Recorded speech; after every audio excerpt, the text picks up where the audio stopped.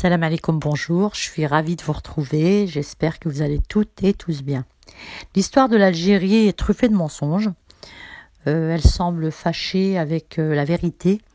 Les hommes politiques, les journalistes, les historiens, les économistes, les acteurs directs, les témoins, le peuple algérien se sont tous mis d'accord pour mentir. Je vais vous parler de deux hommes. Alors, ils sont très différents l'un de l'autre. Le premier était un grand homme. Il avait un charisme inégalable, une classe innée, un sourire ravageur, une élégance folle. Il avait une intelligence hors norme, on peut le dire. C'était un grand visionnaire, un génie unique. Alors, je pourrais continuer comme ça durant des heures. Vous l'avez compris, je parle de feu Sa Majesté Hassan II, Allah rahmou. Face à lui, un autre homme. Alors, un style tout différent. C'est un homme politique algérien, un homme taciturne. Ce sont ses collaborateurs qui vont le décrire ainsi. Il était maigre, il avait des yeux exorbitants, il avait une dentition noirâtre, donc je n'ose imaginer son haleine fétide. C'était un mégalomane qui aimait beaucoup le son de sa voix. C'était un sadique avide de pouvoir. Il ressemble beaucoup à Freddie Mercury. C'est vrai. Il a imposé aux Algériens sa dictature, ses humiliations. C'était un tortionnaire. Le meurtre était son arme favorite. On lui reconnaît en revanche, semble-t-il, une qualité. C'est le mépris qu'il avait pour les siens. Ce serial killer était vénéré par les Algériens. Or, Internet aura eu raison du mythe boumedienne. Nous avons découvert avec effroi ces crimes monstrueux, des photos des héros exécutés et surtout la découverte de comptes, d'une fortune inestimable dans les comptes à New York. Et toutes ces découvertes ont dévoilé le vrai visage de ce Boukhariba, parce que c'est son vrai nom, et je comprends aisément qu'il ait eu envie de le changer par Boumedienne. Donc je vais parler de cet homme. Aujourd'hui, nous sommes le 19 juin 2019. Il faut savoir que le 19 juin 1965, cet illustre inconnu a pris le pouvoir. Grâce à un putsch, donc il s'est débarrassé de Ben Bella. Donc je vous parlerai de ça un peu plus tard. Voilà, c'est une date anniversaire. Ce n'est pas un hommage parce que je ne peux rendre hommage à un tortionnaire, un dictateur, un serial killer. Mais en revanche, je trouvais opportun de parler de la guerre des sables, de parler de la marche verte, du grand complexe qu'éprouvent les Algériens. Donc ils ont deux grands complexes. Le premier, c'est la France. Le deuxième, c'est le Maroc. Parce que la France, vous savez tous pourquoi. Le Maroc, parce que c'est un État-nation de plus de 12 siècles. Alors que l'Algérie a été créée par la France. Donc ça, ils ne le supportent pas. Donc le Maroc, effectivement, est leur talon d'Achille, on peut dire ça comme ça. Ils éprouvent, surtout le régime algérien éprouve une haine, une jalousie féroce.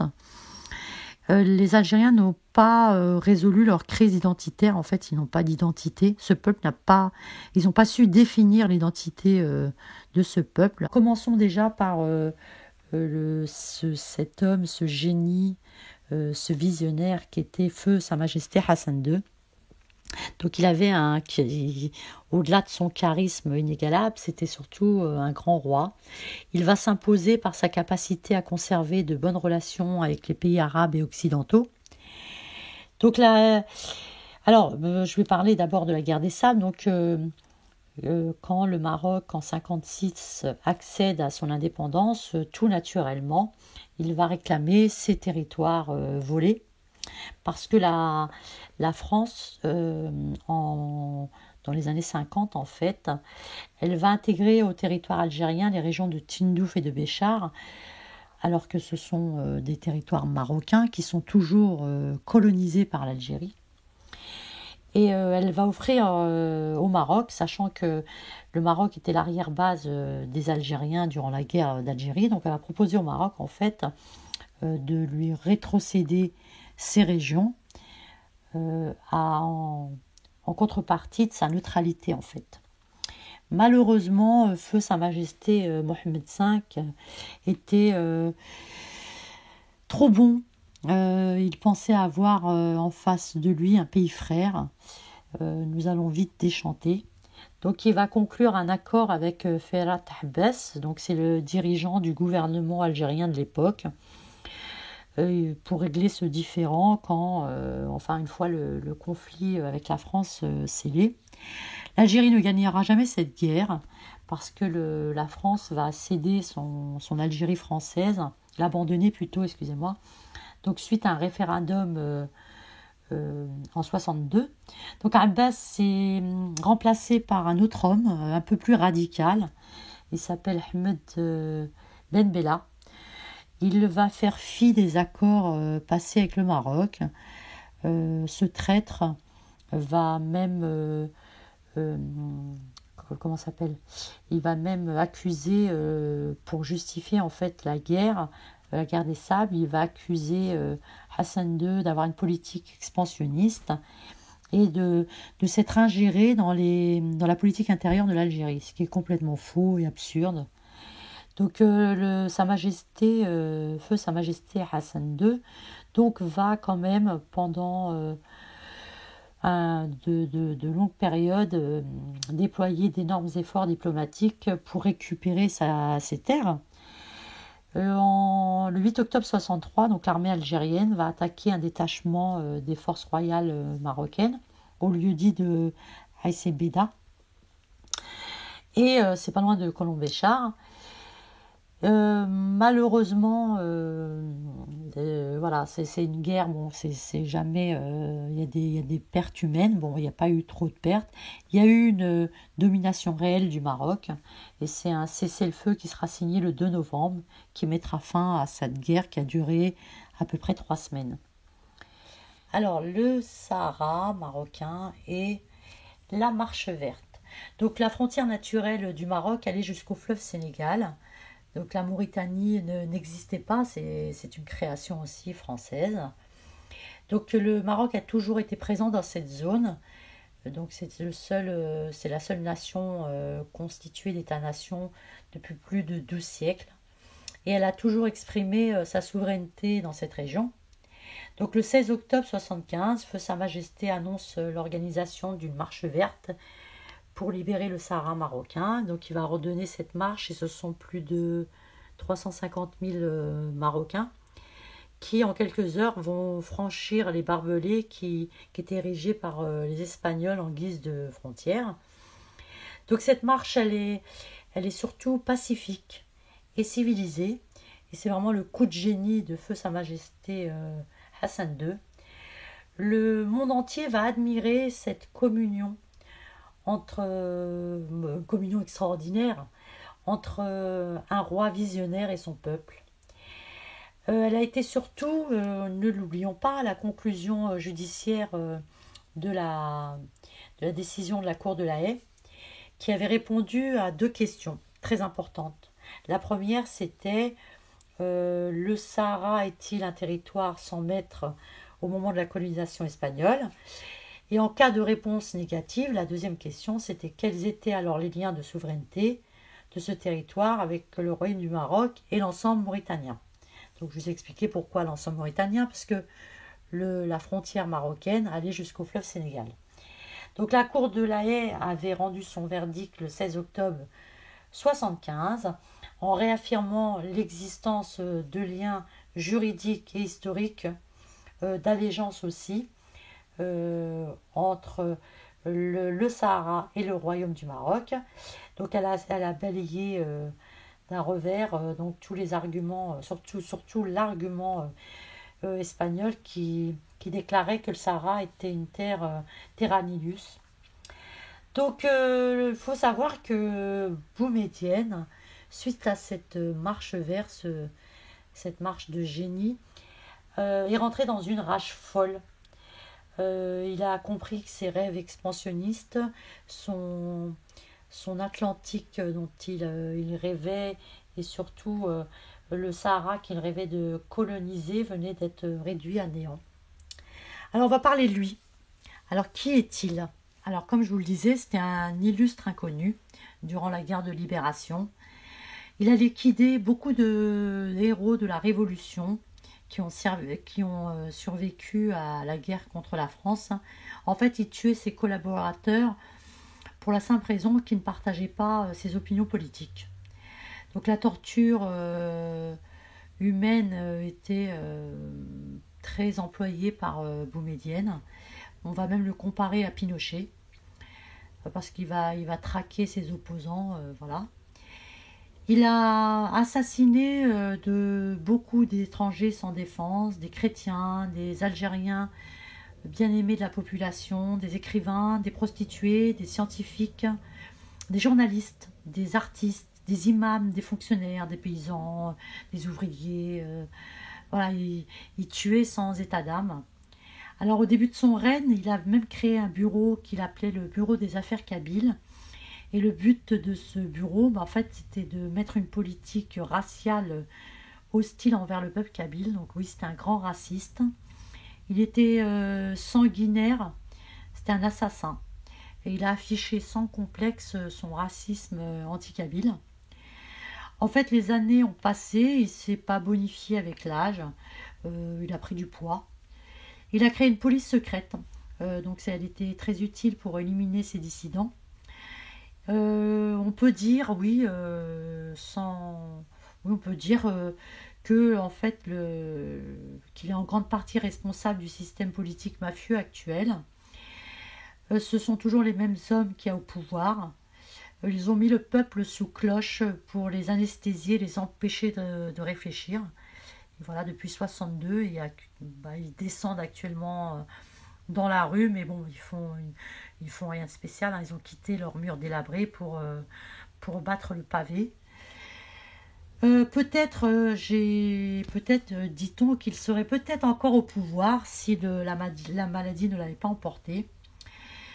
Donc ce psychopathe, ce narcissique, un raciste, a mené son peuple vers la décadence. On peut dire que Boumedienne ne faisait pas dans la dentelle.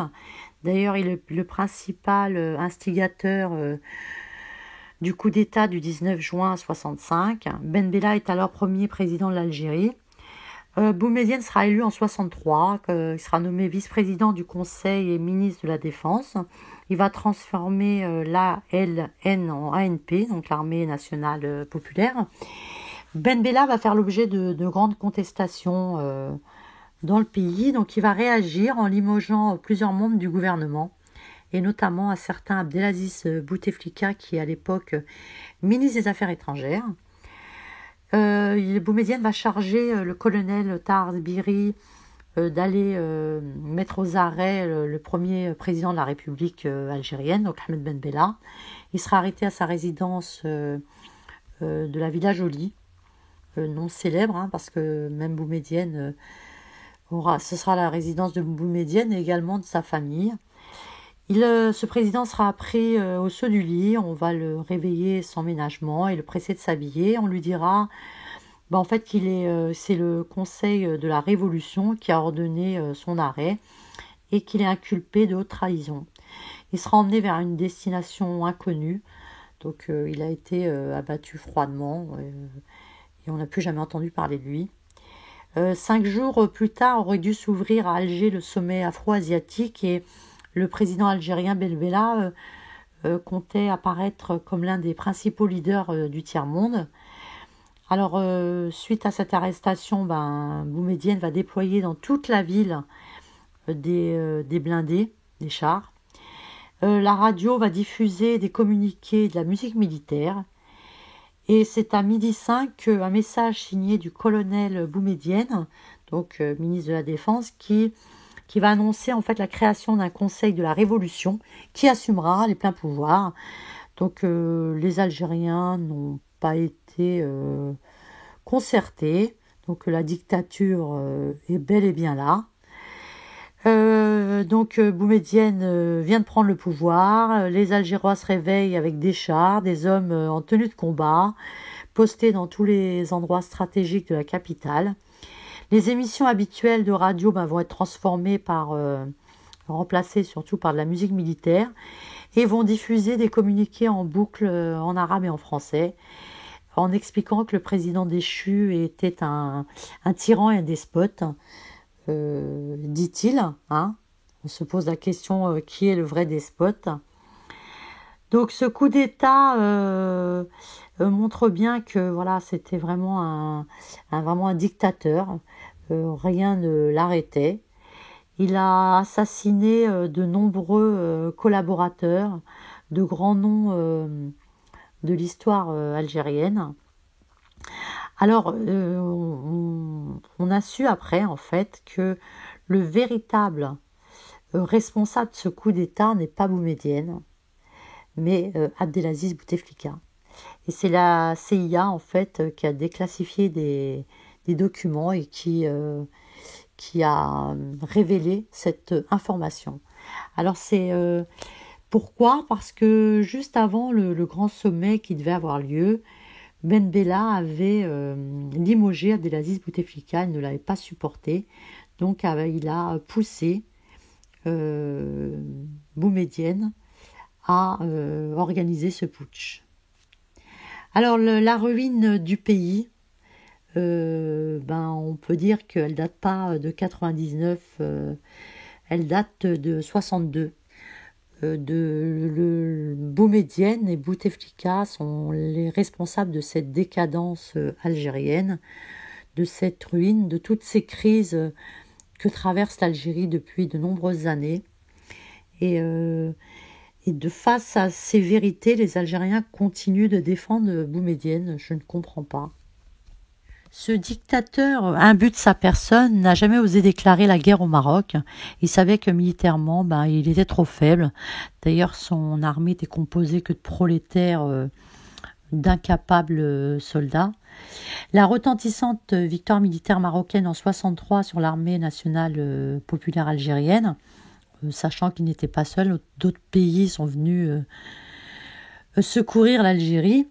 Et aussi l'intervention distinguée des forces marocaines lors de la guerre de Kippour ont eu en fait un effet dissuasif sur Boumedienne.